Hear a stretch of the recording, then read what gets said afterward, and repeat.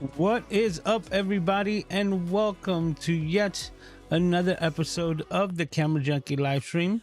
My name's Lewis, also known as Mr. Camera Junkie, where I remind you to upgrade your skills before your gear. And if it's your first time here, welcome. Please be sure to introduce yourself in the chat or in the comments so that you can get the nice Camera Junkie welcome. And as tradition goes around here, first thing that we do is go ahead and check in chat to see exactly who are the first Camera Junkies in the house. Oh, excuse me.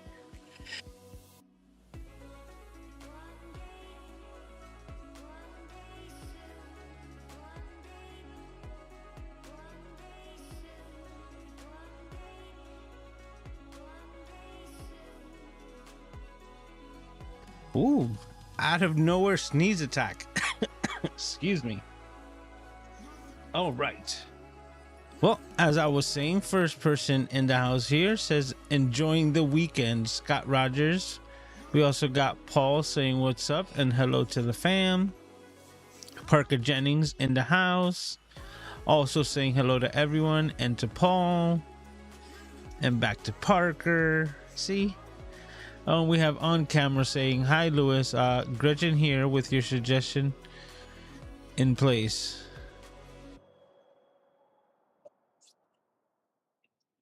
This is Gretchen. So this is images by Gretchen.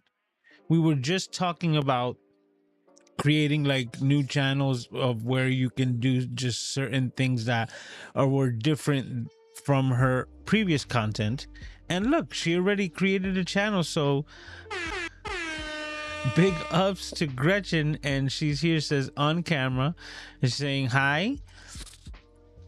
Gretchen here with the suggestion in place. On camera is the AA channel now, and I just recorded my first video. I can't wait to see that, and of course I'm gonna be like maybe a first subscriber if somebody doesn't beat me to it. Let me see. Gotta open up a window over here now.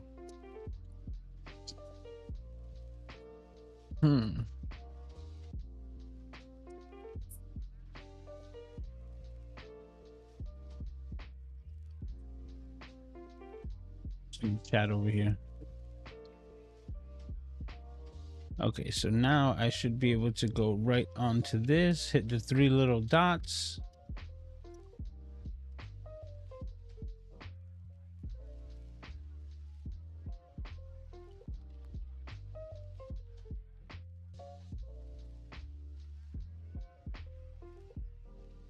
No, it's giving me all the moderator stuff right here. So let's just go back to regular YouTube.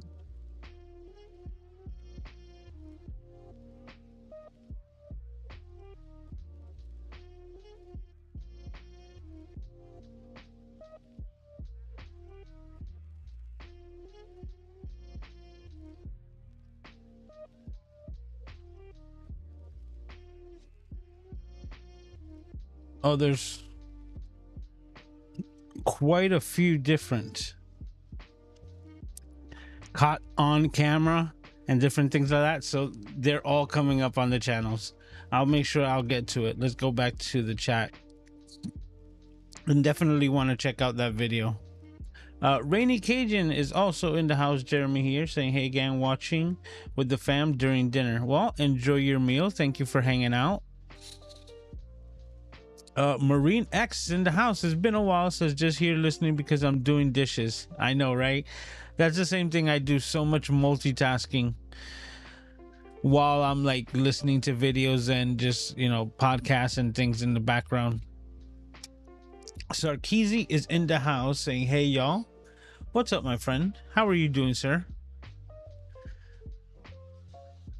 Everybody's saying what's up to each other. Says she has to wait until tomorrow before she can go live. That's so cool.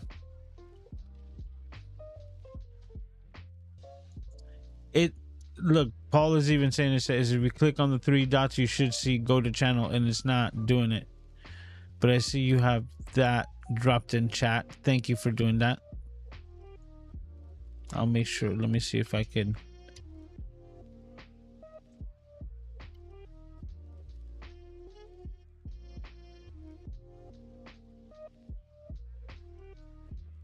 Boom.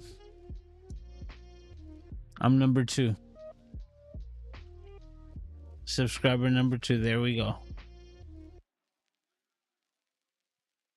All right. And that's how we do, right? You know, that's something that I told Doc Rock not too long ago. And he reiterated the sentiment, which is, you know, there's a lot of us who are perfectionists, right? And we try to do our best because we're always trying to put our best foot forward. But there's some that are trying to wait for everything to be perfect before they start making anything, before they start creating anything that will benefit them. And the quote basically goes, if you are able to reach perfection, which there's no such thing, and your first video is perfect in your eyes, where do you go from there? Right? It's literally like setting yourself up for failure, because it's all downhill if you're waiting for everything to be perfect before you start creating. So let that be a lesson to anyone, right? And basically understand that you need to start somewhere so that you can learn how to get to the place where you want to be, which is what you would consider perfect.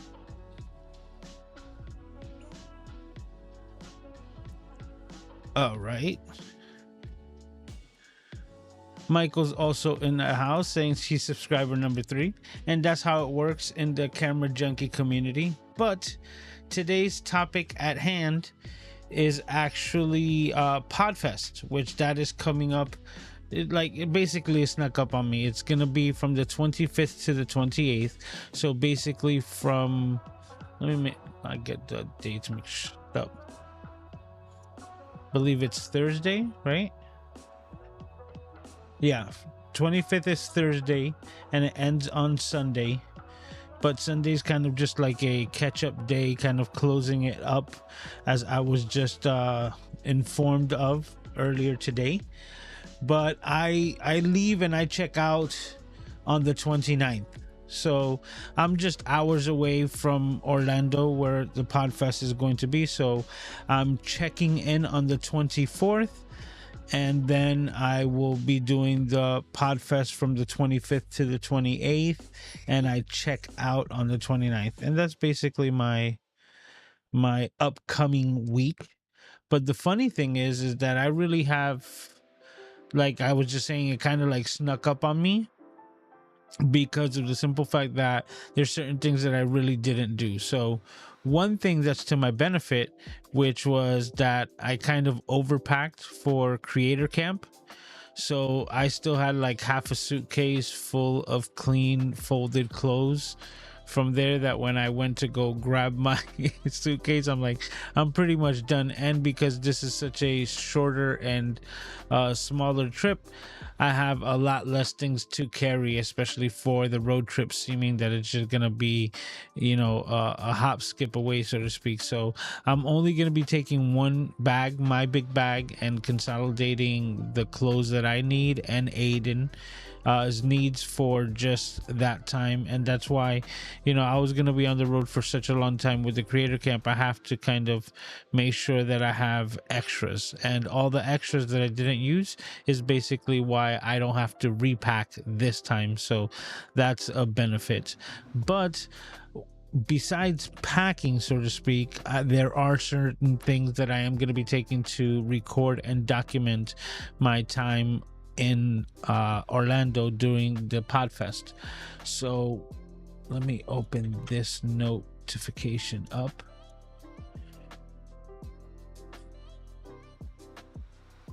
All right, let me see this here.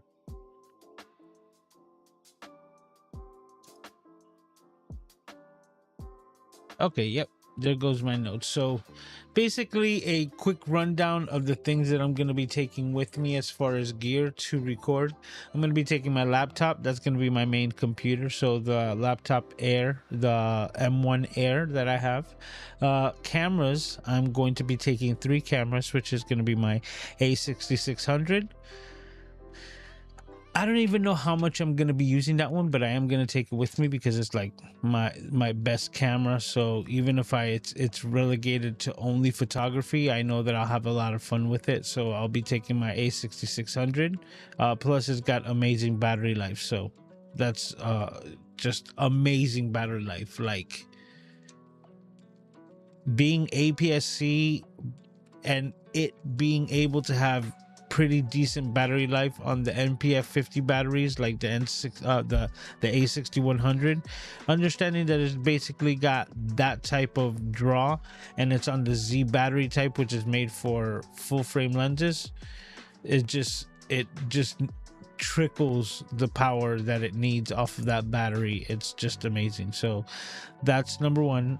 ZV-1F is going to be number two. I think that's the one that I'm going to be doing most of the recording with. And then my third camera is going to be the Insta360 X3. And that one, I just have so much fun as a just set it and forget it type camera, where I can just set it to record and not have to worry about anything else. I just have it. I used it for Creator Camp as well. And, you know, it's so easy. Well, I made it easy because I decided to get a 512 gigabyte memory card for it. So with it, it allows me to record consecutively 13 hours. So that's why I'm able to kind of set it, put it on a trickle charge so that it doesn't die, because without it, it lasts about 3 to 4 hours, and have it recording basically everything in 360 all the time. So that's going to be just a lot of fun to do exactly that. Set it and forget it. My Rode Wireless Go 2 set with the little pack, like that's what I'm going to be taking as far as microphones go. But I am going to be taking my Zoom PodTrack P4, which is this guy right here, right? Because this is just in case Doc Rock or Katie might need it. It's got 4 XLR ports right there, and that will actually do the job for pretty much anything. 2 batteries, which I'm also taking a pack of batteries, and you have an entire pod right there, meaning you can record the video with basically anything and you'll have high quality audio. So that's a backup to what they kind of ordered, because this is you know, kind of like a little sneak peek. But Doc Rock, knowing that I'm going to be there, right, for Podfest, kind of ordered some things from B&H and sent them over my way so that I can have them ready for the Podfest and utilize them in Orlando. One of them is this guy right here. This is the Tascam Portacapture X6 dual XLR. Oh,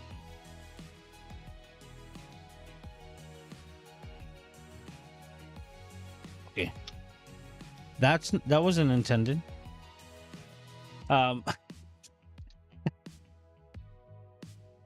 You don't even know, it ended up landing on my microphone button, and I started hearing like all the background noise. So I was trying to figure out like, what did I just break? But no.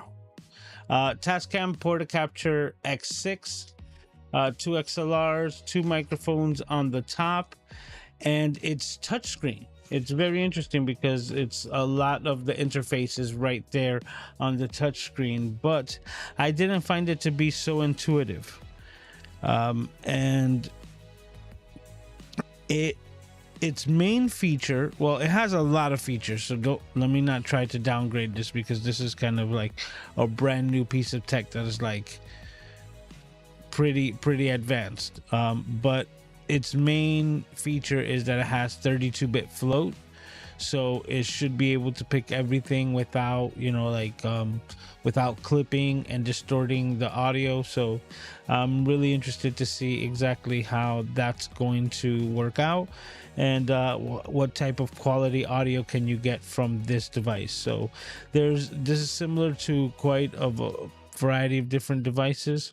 This is more like another Zoom product that I have, which actually, wow, yeah, I have right here. Because I've been pulling everything out to see exactly what I'm gonna take to Podfest. So this I'm gonna take for Doc Rock and Katie, and I've been just messing around with it just to kind of learn it and have, you know, kind of bypass the learning curve, so that they don't have to go through it when I give it to them in Orlando. At least I'll be able to set them up fairly quick, and we'll be able to rock and roll. But this is similar to this device that I have here, which is the Zoom H5. And this I've had for years already, but it still rocks. Now, as you can see, the difference between this one and the Tascam is that it has a detachable microphone set, which allows you to make this a little bit more compact if this is something that you're not utilizing. And at the same time has a variety of different attachments that you can attach here, from, you know, like boom microphones, and then like different type of like vocal microphones, like a condenser that's more designed for like what I'm doing here as far as the podcasting. This is more of a field mic setup, so this is great for like ASMR, and also like capturing field, or creating your own Foley, your own sound effects. This is actually very great, because if you're trying to create sounds, right, that move in stereo space, this is actually like really good, which is why they have these microphones set up on the Tascam just the same way, right, that they crisscross, so that it can tell the difference between what direction the sound is coming from, and bake that into the audio file, which is what I've used this Zoom H5 for in many occasion, which is like even something, let me go to my overhead, something as simple as this, right? If I wanted to just create the effect of like this sliding across from left to right, these are the microphones that would be set up perfectly to actually capture the sound right with it. And I know that you could just record things in mono and do all of that adjustment in post-production, but this just makes it a little bit easier, because you don't have to worry about that. You're getting an actual genuine sound pickup from left to right with the stereoscopic microphones. But yeah, so this is the Tascam. This is for Doc Rock and Katie. But one other thing that they got, which it's actually not new, right? But it's new to me. So I kind of never saw this on the market as a photographer or videographer. But Doc sent me like the link to it, and I'm like, this is so cool. And then I see that the link is like 7 years old, and I was like, whoa, okay. But it's basically a portable stand. So let me show you instead of trying to like explain it.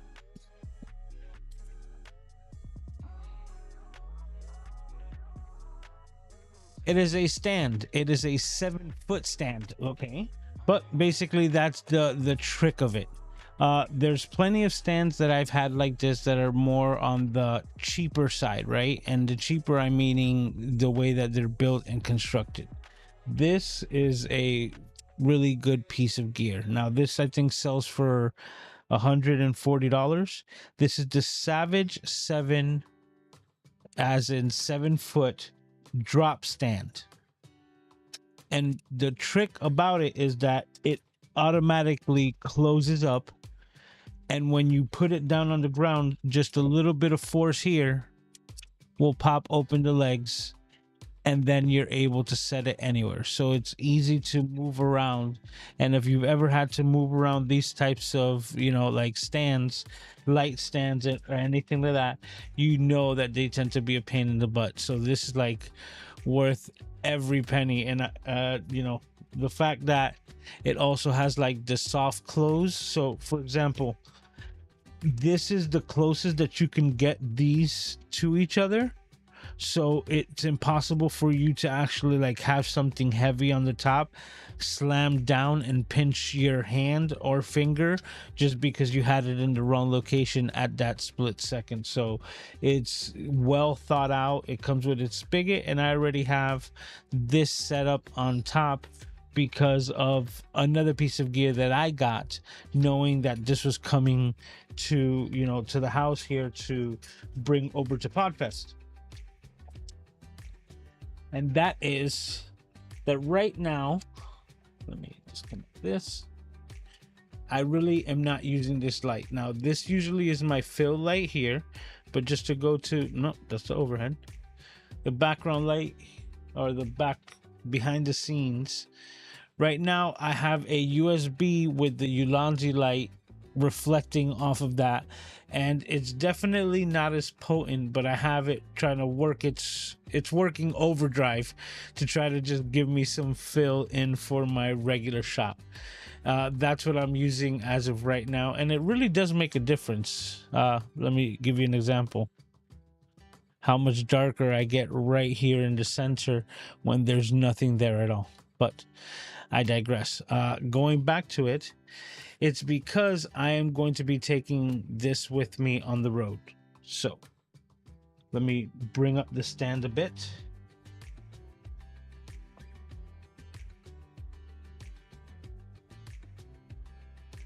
Let me get this stand in the shot. Boom, there we go.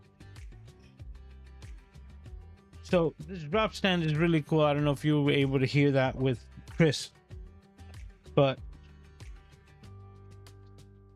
super cool idea. It's like, can't believe like that I haven't heard of it and it's been around for such a long time, but right now is just being a perfect setup for this little light. Now this is the 40 watt LT028 light that some of you have heard me talk about, seeming that I took it to Creator Camp. It also has a 3800 milliamp hour battery built in, so it's pretty much an all-in-one setup, allowing you to have it very mobile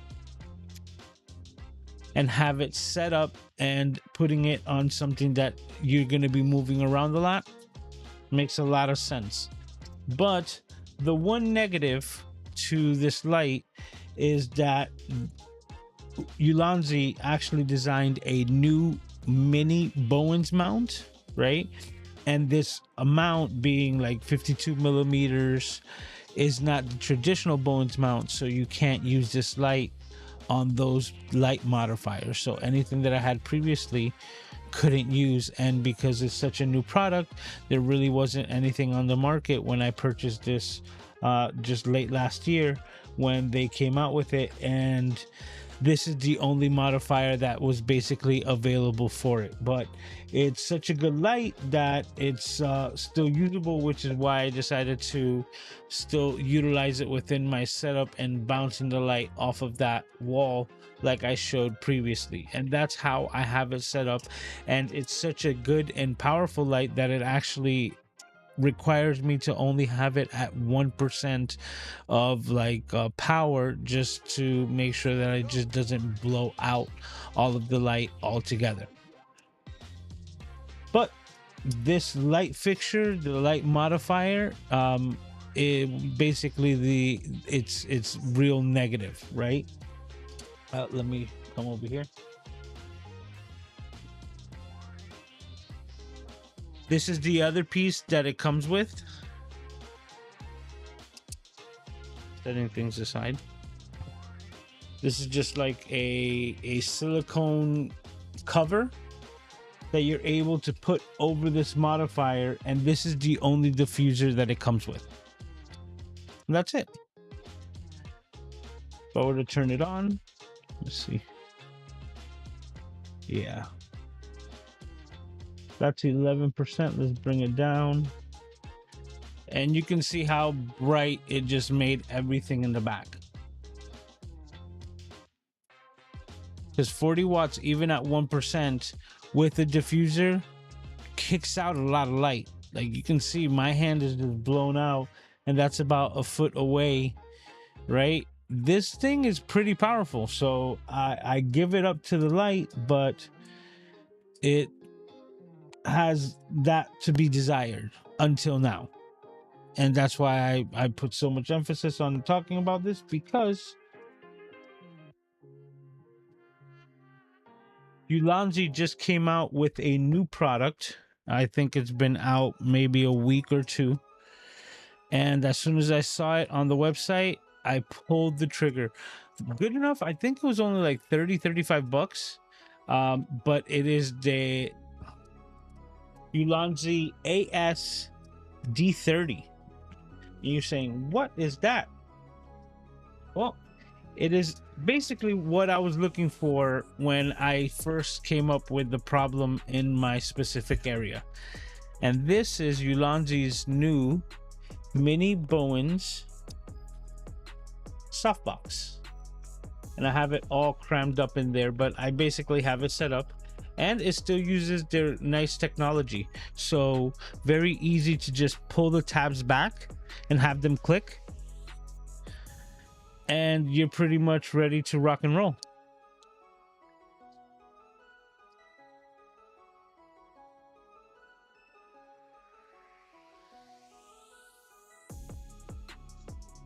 That's it.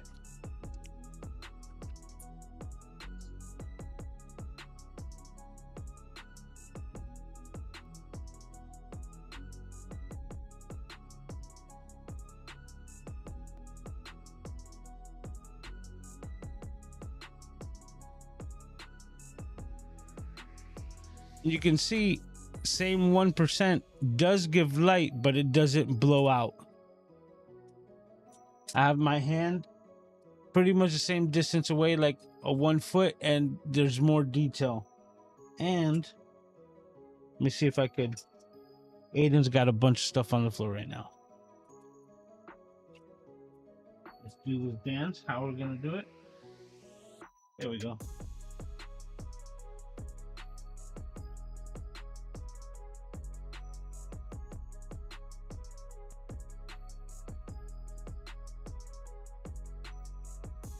You can see it's a very powerful light, but now it's got this new portable and mobile diffuser. So this is going to be able to set us up to be able to move around and record with good lighting. Man, I was way too close because I'm checking audio.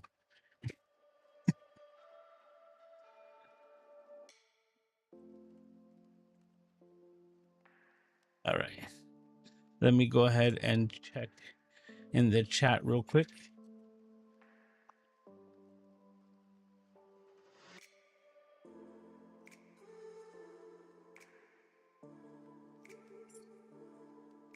Okay, so let's see.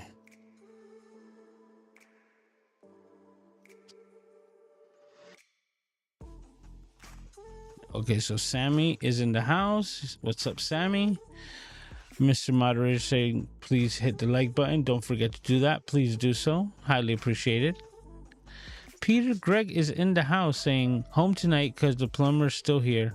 Wanted to say, hey, how are you doing, sir? Thank you for stopping by and hanging out.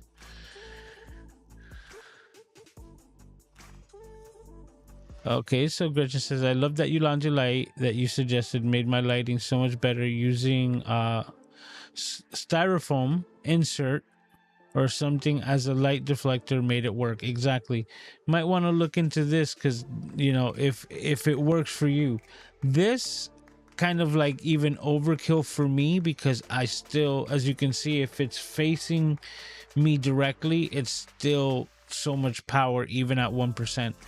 But this is going to be really good for mobile setups for podcasts that will be recording, you know, during Podfest. So for mobile content creation, this is going to be great. But I'm going to touch into this a little bit more in a second, because even though that seems like it's great and all, the battery at the 3800 milliamps is only going to last like about 180 minutes, right? I think that's what it was clocked at. So, 180 minutes, that's just, I believe, past like 2.5 hours roughly, right? Something in that neighborhood. So we're gonna need it for a lot longer than that, something of like in the neighborhood of 7 to 8 hours. So we'll touch on that in a bit. Sammy says really nice tiny light. Yep. So what makes it really nice is the fact that it's 40 watts. So I started, hunting around and looking for ways to power this on the go. And there was not a lot of options. Basically, it was leading me down a path of like buying a jackery. If you know what those are just like the portable, like basically car battery with a handle. Like that's what I like to call them. I know that's not what they are, but like the jackery, like solar charger, like power stations. But those are pretty heavy, and we're trying to make this as mobile as possible because this Ulanzi light is very light, in itself. So it makes that very portable. This light diffuser softbox is also very light in weight. So it's not putting like a lot of strain. Like those two things together don't even compare to the weight of the stand by itself. So this isn't going anywhere. It's like an ideal setup. But once again, the only thing to power this light was looking like the original connection here, which let me pull down here, see if I could show you guys real quick. In a sense, that type of barrel plug connection right there. And that was like the only thing that I was finding available. So I was really looking and trying to think outside the box. And that's when I started thinking about let me just get the dimensions of this barrel plug, so on and so forth. And what ended up happening was that I fell into the realm of computer laptop connections and portable chargers for that. That ended up, where did I put it? There we go. Finding this little guy, and instead of spending hundreds, if not in some cases thousands of dollars for a portable power station, I got this for like $10. So this is a 5mm barrel plug, I believe, right? And it fits perfectly, but it's set up to a USB-C connection. So that allows me to take my already pre-existing 100-watt portable battery, connect it via USB-C to USB-C, and just this setup right here, to give you a better illustration. Small little cable, USB-C to USB-C, and now this is my portable power station, and it allowed this light setup here to run for 8 hours and 40 minutes, which I tested myself. Now this is at 1%, trying to get like the most life out of it, but that's ideal because that's how long it ran with the juice from this battery, and then what it had on board, meaning that by the time that kicks over, I literally have time to connect my second power bank, and then just put this to charge somewhere in a corner while I'm continuing to move around. So there's going to be an abundance of power for this setup. And the cherry on top, that I just have this little bag, which I throw the battery bank in and I hang it right off the light stand. So this with a cable to this light stand,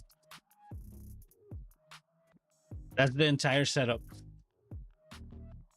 Basically just, oh, you can't see it, but basically just hang it there.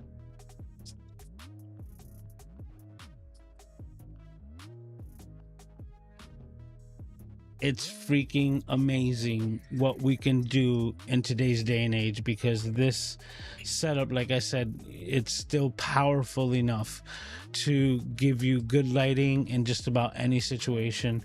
The stand climbs up to 7 feet, so you'll be able to get whichever angle you like, and it's very compact, lightweight, and easy to maneuver. So I'll be able to run and gun with this as a light in Podfest. So really excited to, like, geek out and have some fun using some new gear. This little softbox, man, I can't, it's almost like exactly what I've been looking for this setup for a long time, even though the light is more powerful than what I need it to be. Because even if at 20 watts for my setup, and this is just my setup in particular, it would be ideal. But this, for what we're going to be using it on Podfest, knocked it out of the park. So that's just there just to give you guys some ideas on how to make your own run and gun type setup. So I have the Ulanzi LT028 Lite, also with the softbox, which is, what was it called, the AS-D30, which, if I had more time to prep, I would have all of these links already available. But the Ulanzi, this, you can't get it from Amazon right now. You could only get it directly from Ulanzi, but still, to have all that information in the description, I'll be doing my best to put that in there as soon as possible. I'm also going to be taking, like, just my regular stuff, like my carbon fiber tripod. That's gonna be, small, lightweight, but that's another setup which I can have for my A6600, and that's kind of what I'm thinking. Doc Rock is also going to be doing a speech one of the days, like he's going to be speaking on stage, so also want to make sure that we have a good setup to record that and have that as more content to be utilized afterwards. Another thing that I'm going to be taking, because as you can see, this light is pretty powerful, even though it's a small 40 watt, is my 3-in-1 like reflector / diffuser setup, and mostly for the diffuser. I think that if anything, I'll still be able to throw more power onto the big diffuser panel to create an even bigger light source if this isn't adequate enough. And that's just a tip for you guys if you didn't know.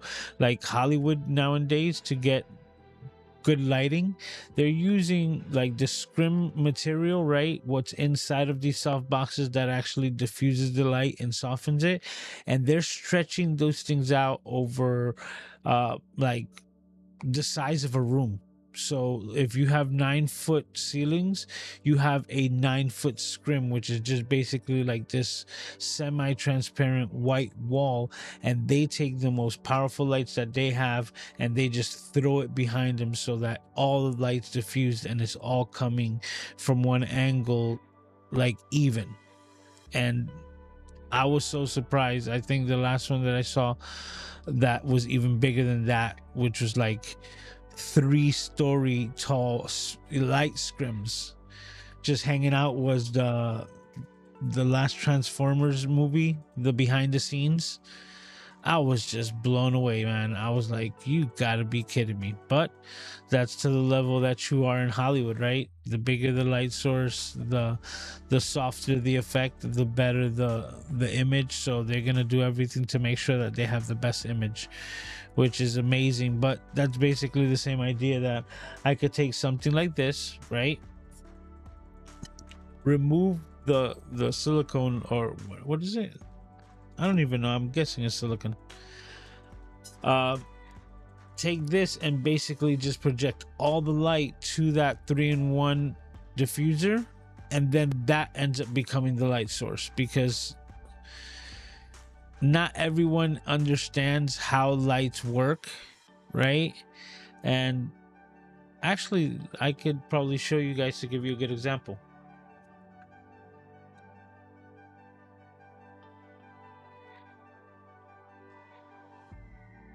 Why light scrims and diffusers are so important is because the light itself does not shine, right? So if I turn on this light, and I'm just gonna pop it to 1%, the light that you're seeing is only the light that's bouncing off of the walls, right? Because the light photons are basically transparent, right? From this point, from the light that, you know, it's leaving here until they hit the wall. And only if you put something in front of it will that reflect the amount of light that's there, right? So that's why you can take something like this and it almost looks like it's off right now, because of the simple fact that it's not really giving you any identifier that it's on, because it's all on my ceiling. And now my ceiling has become the big hot spot, and the bigger the hot spot, the more light it's diffused, and it's just giving a nice overall glow. So I could shut off all the lights in the room and just have this one bouncing off of the ceiling, and it will feel like I have a gigantic ceiling light, because you're not actually seeing the particles that are actually in between here. You see, it's like magic.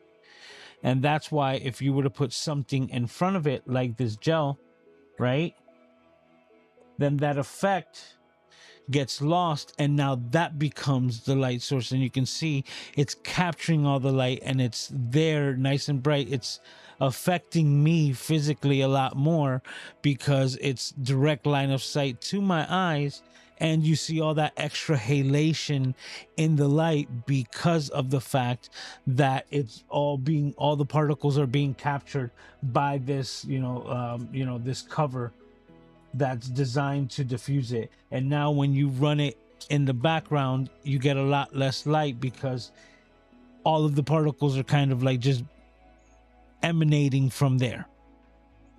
But once again, if you were to just remove that, it kind of becomes invisible again. And that's how lights work, or light photons work, which is why once you understand that and the bouncing of light and how you can manipulate it to your advantage, is where you could take light diffusion, soft boxes, and your own skills to the next level to be able to utilize that. So to give an example once again, it's how I can take this tiny little light, which is just one of these, and to maximize it so that it's not a harsh light bouncing off of you, basically creating, like bad shadows. You're able to just utilize it, add it to this setup here to just add that extra fill.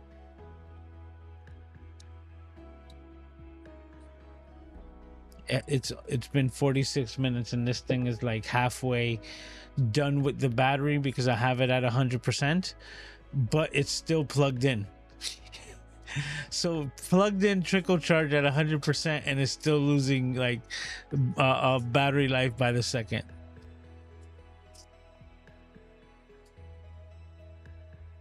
All right, so everybody's mentioning here, says how much was the light? Says Sammy, the light is priced at $100, but I see it all the time with a like $20 off or 20% discount. So I bought it for $80. I even seen it as low as 70 in some locations. Excuse me. Okay.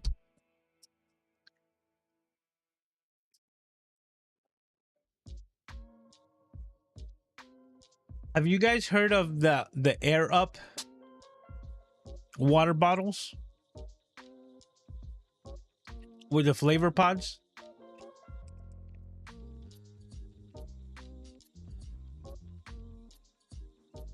Not gonna lie, it works. It's not like, oh, it's like this overflowing flavor that you get with these like flavor pods, but they do work.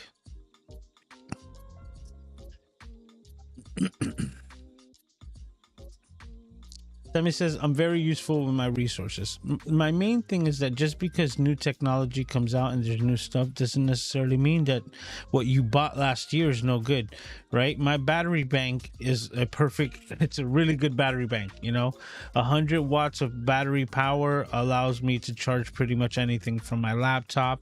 And as you can see, even up to a 40-watt light bulb. And I have this cable, which I talked to you guys about, right? The one that shows the watt powers on it while it's being charged. So when I have this cable connected to the light with this little dongle, I'm able to see exactly how many watts it's pulling while I'm adjusting the light. So when I have that light at 100%, this thing is pulling 39, 40 watts consecutively through this cable. And I'm like, that's right on point, man. It's doing exactly what it says. And yeah, it's working. And being resourceful is what you need to do, because it's not like you just need to buy something new. And even if it was just like 100% better, but it's not. Like me walking around with a Jackery, it was gonna make the experience not fun, right? Walking around with this big lugging car battery type thing with a handle, because they're amazing for like camping and stuff like that, but that's like more outdoorsy and more, hey, take it out of the RV and set it outside to use it, comparative to like walking around with it on a small little light and tripod or light stand. Says, who makes the 100-watt battery? Oh man, that's a good question. Actually, you know what, I have my my Amazon open. Let me see here. That was in 2023 when I bought it.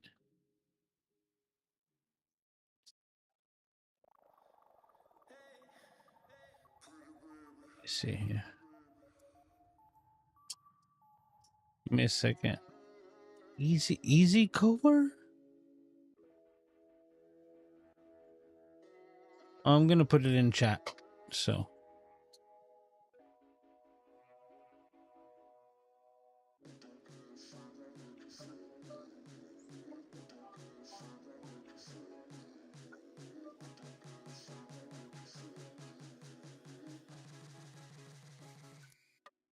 wow. It's crazy how many pages down I am in my Amazon. Oh my goodness.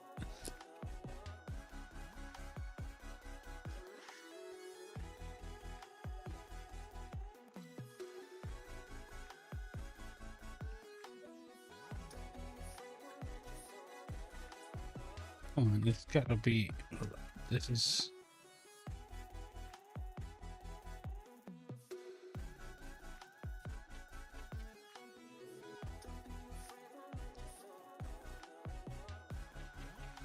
come on.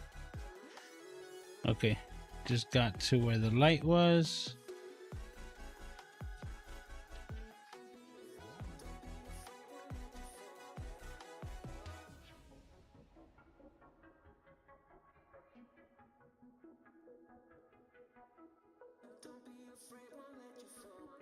Such riveting content. Thanks for hanging out with me, guys. I'm trying to get this for, oh man, Amazon failure here.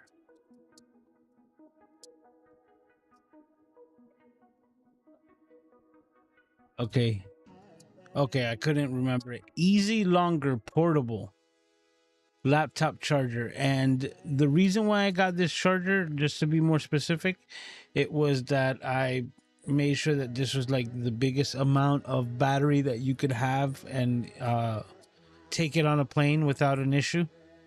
So it's like right at that limit at 26,800 milliamp hours, or however it is. Let me get.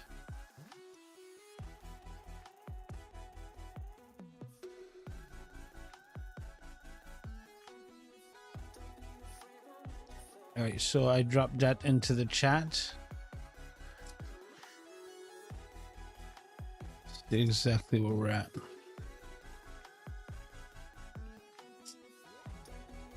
Oh, Mulain, que diga. How you doing, bro? This is saying hi, hello to everyone. Says, what mics are you using for Podfest?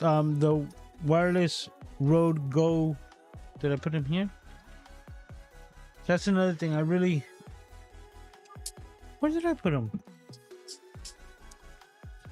Oh, basically this one. Rode Wireless Go 2s with the setup. I'm always surprised. Those sound really good. Those sound really good.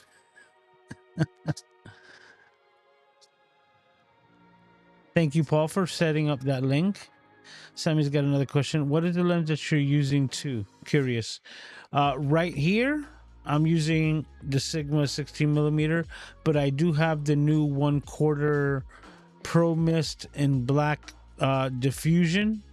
Because there's a black and a white mist diffusion. This is the Pro Mist black 1/8. Oh no, the 1/8 is somewhere else. The 1/4, so it's got like a heavier set of diffusion, which is why you see the halation and the glow in the lights.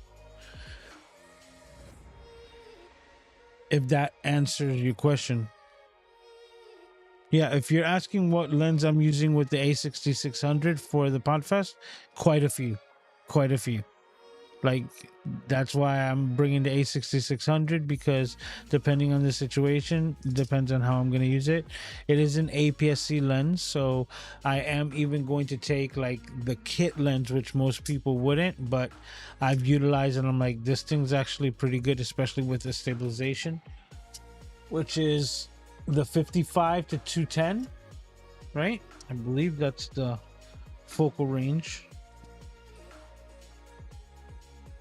Yep, right on point. So this is the 55 millimeter to 210 APS-C zoom lens. This is kind of like the kit lens.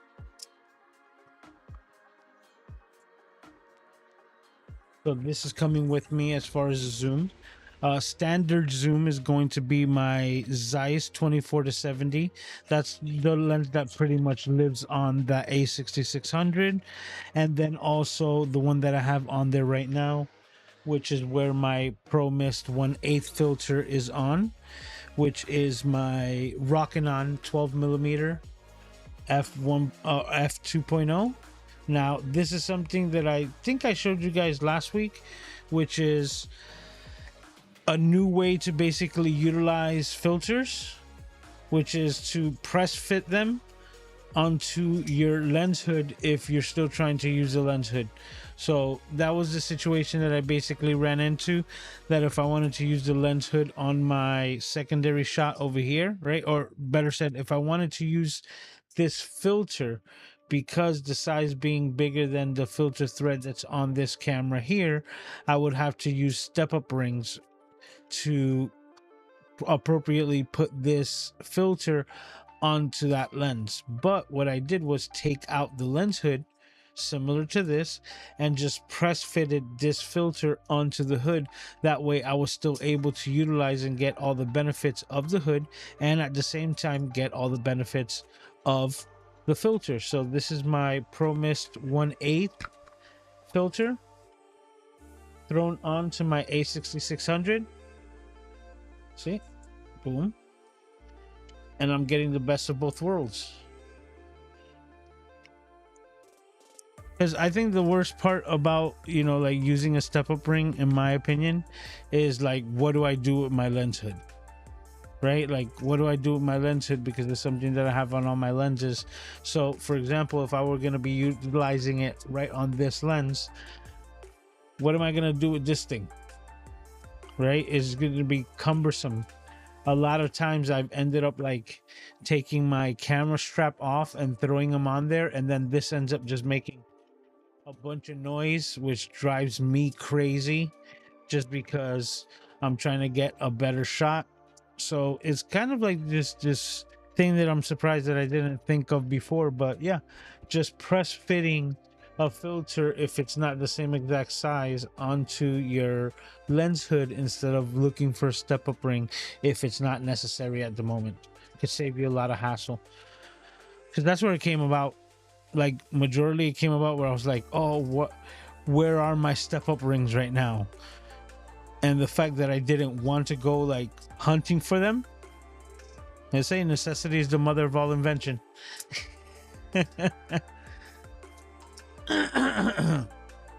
My fave text in the house saying better late than never. Thanks for stopping by. Says I've been working on the university homework, psychology 101. Hey, get it done, man. And yeah, big ups on that. Wixie is in the house. So just picked up some diffusion for outdoor shots. Man, it's so important, especially for outdoor shots.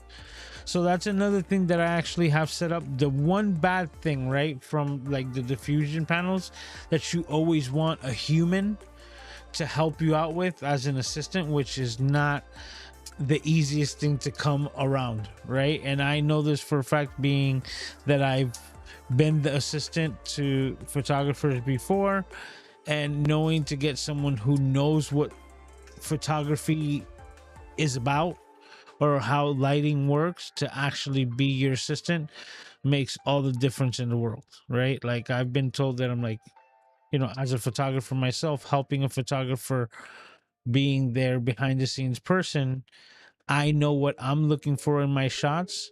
So providing that for another photographer, they're super appreciative of it. But being able to find people to help you out in the same way, it's kind of tough, to be honest. So yeah, but that's how it works. But light diffusion outdoors and natural lighting is so important, and it's gonna make such a huge difference in your photography, because once you get that, boom, you'll be good to go. Somebody says 1% really strong. Yeah, that light is really strong even at 1%. I basically don't use it out of 1%. That's exactly how it is. Hey Sly, you made it. It says sorry she's late. No, I'm glad you made it, and I'm glad that you made it home safe, because I know you're always driving. Gretchen saying, I asked for a Jackery for Mother's Day in 2019. Took it to Yellowstone camping in winter, and I use it for camping and fall trips. Come in handy when the power goes out. Exactly. They are amazing, right? Like, for example, there was like the tornadoes and all the stuff that was going down here in Florida for like the first couple of weeks of the year. There was some power issues here at the house. And not, you know, just to basically, in a nutshell, having this little guy powered up, right, on its battery, having the ability to charge it externally while I'm using it, and just being able to throw this onto the ceiling right here when the rest of the power was out and just have lights indoor, made all the difference in the world. So having those portable power banks, things like that, just like you said, when you're either on a like camping trip or the power goes out, makes all the difference. Michael says install the stream. Nah, we're good to go, man. I don't even have a cities goal this week because I really didn't have the time. Like I said, haven't even packed, and I'm gonna be getting to doing that. But just know that you guys are the reason why I enjoy doing this every single week. And we did it again. It's 11:02, and we did it. Oh, Mulain's got a question. Let me answer that before we sign off. Okay, he says, I'll get an action camera for outdoor and use the house and use the House Studio 2. Which do you recommend, Osbot Tiny or Insta360? Okay, let me make sure I read this correctly. I'll get an action camera for outdoor use and, like, I guess use in the House Studio 2. Which one do you recommend, the Osbot Tiny or the Insta360? Well, if I'm correct, the Osbot Tiny, I don't think that's an action camera like that you can use outdoors. I think that's more of like a webcam for your house computer.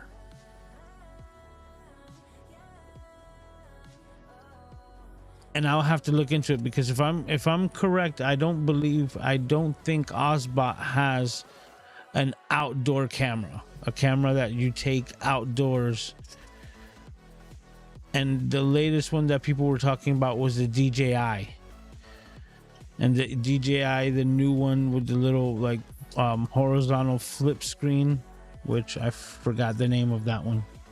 Total blank. I'm not even gonna try to salvage that one, but I know the brand is the DJI, and that they came out with a new 4K little like pocket camera with the side flipping screen.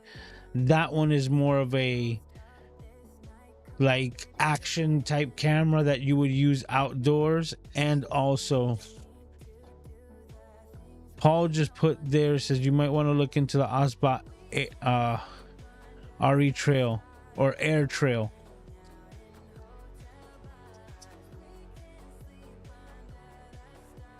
But I still don't think, look, I'm gonna look it up. Because I just need to know for my own mind's sake.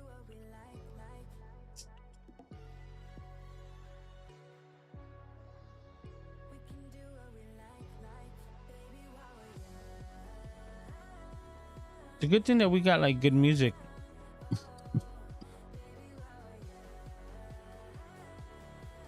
Okay, so products.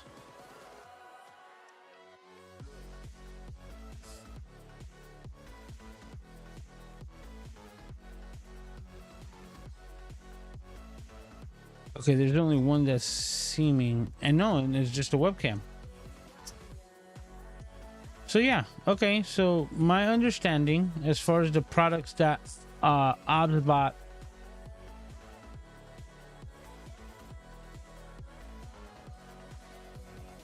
it's not really made as far as action goes. So if you're looking for an action camera in any way, shape, or form, I would highly recommend anything besides Osbot, like whether it be the Insta360 Go, a GoPro, or anything that's a dedicated action camera for that field. Is why I said, like, out of the 3 cameras that I'm taking, one of them being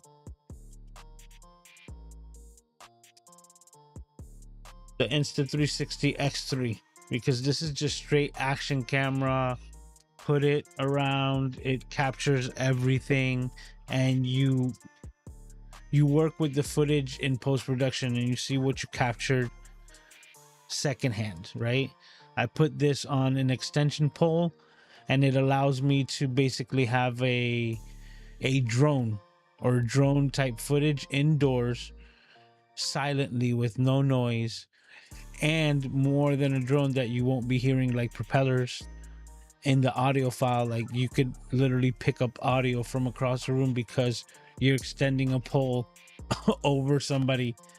I did it, and the footage comes out like so much fun because you just hovering over a crowd, and it's like if there was a drone there, you're able to move around and look around with a device like this. So depending exactly on the content that you're creating, if action is what you need, then I would suggest an action camera, which allows you to use it outdoors majorly, because that one, and for instance, I wouldn't recommend for an indoor camera, even as like my overhead shot, because it has like a 4K image, but it's picking up so much information that putting it just overhead here, I would then have to focus all of its like processing power and eliminating a lot of the resolution that it had for the shot, just so that I can use it as an overhead, right, and capture like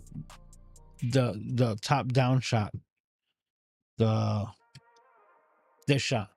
And it was looking very grainy, looking a lot less than even like 480p. So for that reason, I don't recommend like a 360 camera for a action camera and a indoor camera that you could repurpose. What I would recommend is the Insta360. I'm just gonna pull it up as well. It's the one that Paul has.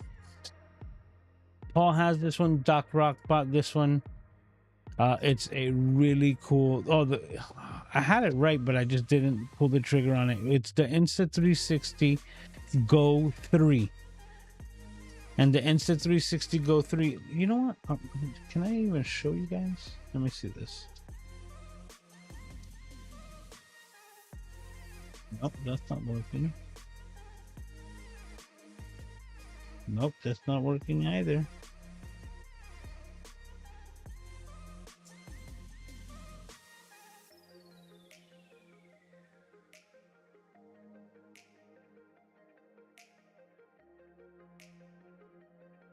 Let's see if I could.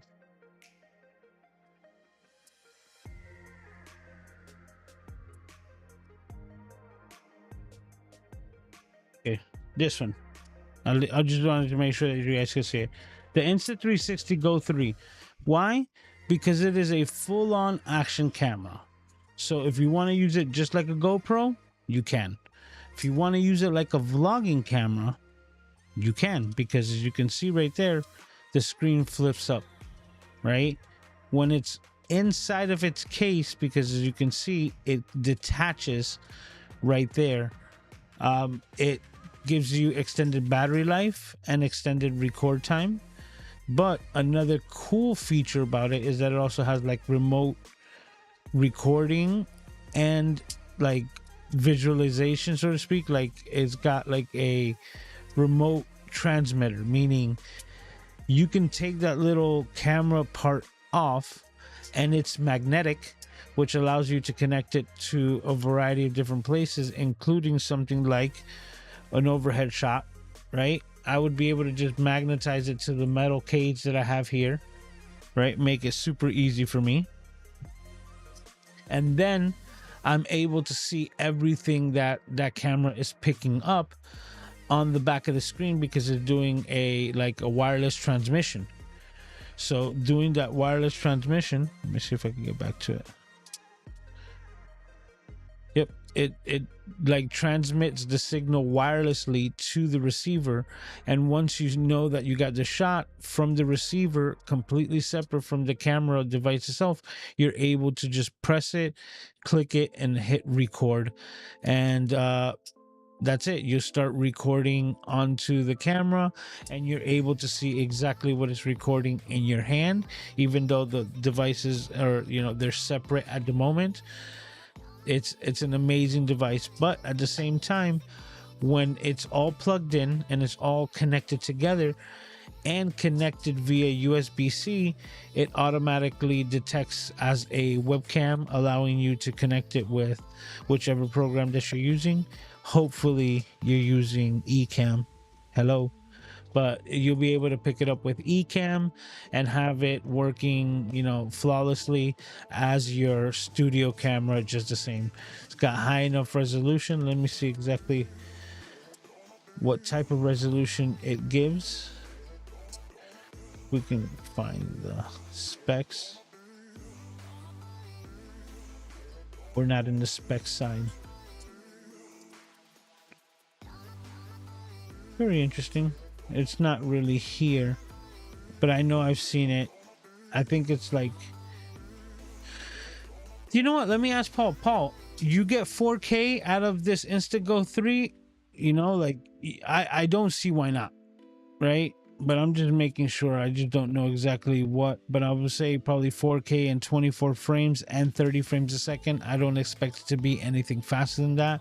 probably you can get faster frame rates in a smaller type of resolution. Let it be like 1080 or something of that, maybe even 1440, which is like a 2.5K.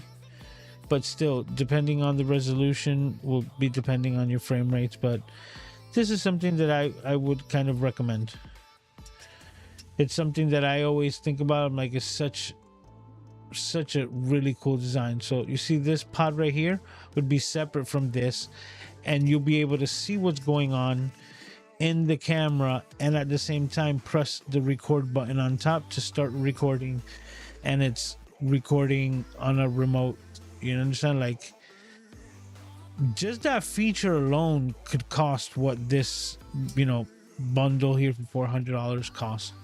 So to be able to have like a feature like that on this little thing, hey, this will be my recommendation for, I guess, an action camera that could be used as a indoor studio camera as well, just depending on your use case. But that would be my recommendation. But with that, guys, let me check the chat, make sure that we don't have any other questions, see what we're saying.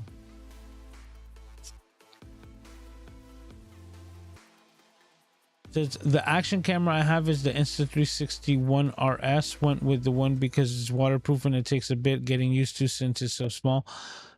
That's, I was reading that and I thought it was here, but that's what I just read.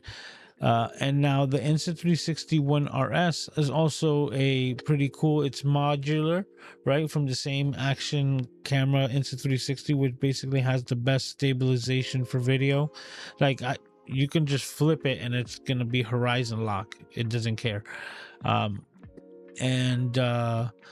RS is modular, so it gives you the option to even upgrade to like a very a bigger sensor, you know, and a 4K kind of Zeiss lens, you know, for only facing in one direction instead of being a 360, but then also has the module for the 360 that gives you a lot of the same features as the one that I'm mentioning. So Insta360, man, it's a good company. I'll vouch for them, especially for the products that I've used of them.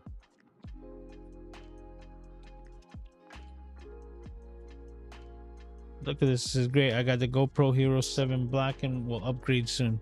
Yeah, this is going to be on a whole nother level. You know? It just is. Okay, so Paul did answer, says free frame video 1440p. Okay, so that's what it is, up to 1440p. So it's not really 4K, but definitely that's what we call 2.5K, because if you can see, it's 2560 by 1440. Right, and the 2560 is 2.5K, 2,500, and that's the K's that we're talking about. All right.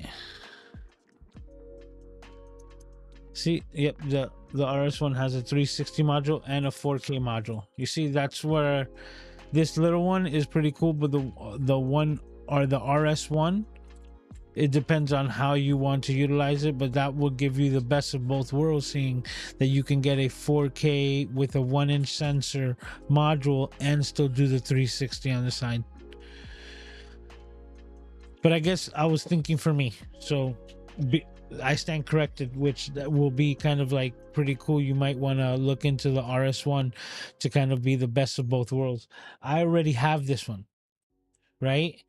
And I'm very happy with this 360. That my next investment in the Insta360 is going to be the Go 3. Or depends. If the Go 4 comes out when I get around to it, then maybe. But at the same time, I can still pull the trigger on the Go 3 and save some money. But that is it.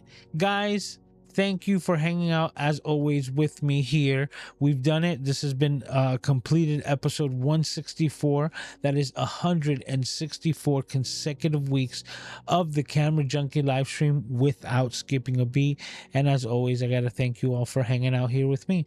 You guys make this the place where I want to be week in and week out. I love hanging out and just talking cameras and tech and all the cool stuff. There's stuff that I left out because I definitely didn't get around to everything, me just being able to just ramble and go off on a subject. But I picked up these. Just let this be the last thing. I picked up the Lexar branded like transfer for SD cards because it is designed for the 3.1 USB, and also the SanDisk one, which is, it's supposed to be like 10 times faster than standard card readers. So I'm going to put these through the test because there's a lot of data that I'm going to be transferring, and the reason why my hopes are high for this is because I kind of had an experience with, I don't think I have it here right now, but the Samsung card, well, a Samsung SD card, where I put it on my standard card reader and it was taking forever to transfer.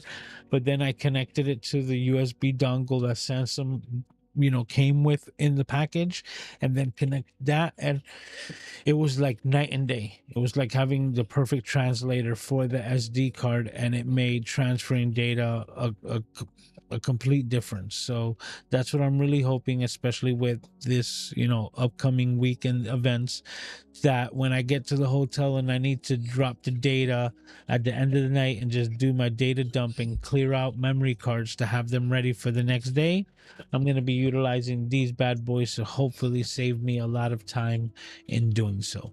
So, more to talk about.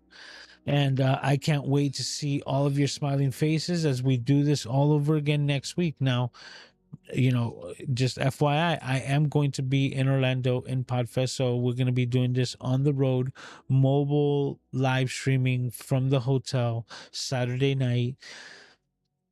Might be a little late, but we're definitely going to be getting it in for Saturday. So make sure that you are aware and stick around so that you are informed on when we do this all over again next week. So take care of yourselves and each other, and I will see you next time. Talk to you.